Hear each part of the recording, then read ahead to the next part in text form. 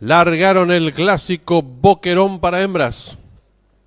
Sale a enseñar el camino la competidora número 3 Celebration, toma pequeña ventaja a la número 4 Ninja, tercera por dentro se desempeña la número 1 Nora Mía, cuarta viene sonando la número 2 La Placentera, en la quinta ubicación se desempeña el 5 Victorious Leyendas, en la marcha la número 6 Niagara Nostra. Las competidoras dejan atrás la señal indicatoria de los 1500 metros con la número 3 Celebration enseñando el camino. Lo hace con cuerpo de ventaja sobre la número 1 Nora Mía. Abierta se desempeña la competidora número 4 Ninja. Las participantes ingresaron en la recta opuesta y hay lucha en la delantera. Por dentro la número 3 Celebration, cabeza de ventaja sobre la número 4 Ninja.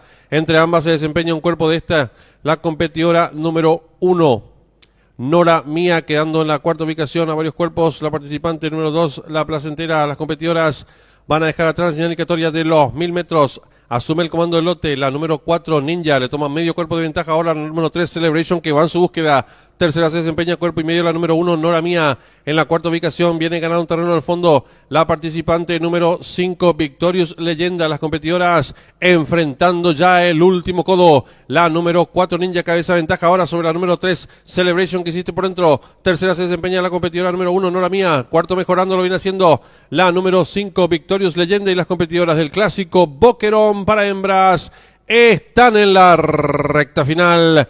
Últimos 400 metros para el disco. Por dentro la número 3 Celebration, pequeña ventaja sobre la número 4 Ninja. En la tercera ubicación se desempeña la competidora número 1 Nora Mía. Descuenta ya los últimos 300 metros para el disco. Se afianza la vanguardia la número 3 Celebration. Estira ahora dos cuerpos de ventaja sobre la número 4 Ninja. Tercera se desempeña la número 5 Victorious Leyenda. Descuenta ya los últimos 200 metros para el disco. La número 3 Celebration, firme la delantera. Lo hace con dos cuerpos y medio de ventaja sobre la número 5 Victorious Leyenda. Abierta en larga, atropellada, lo hace el 2 La Placentera. Últimos 50 metros de carrera, la número 3 Celebration y José Romero. Dos cuerpos y medio de ventaja sobre la número 5, tercero el 2, y cruzaron el disco.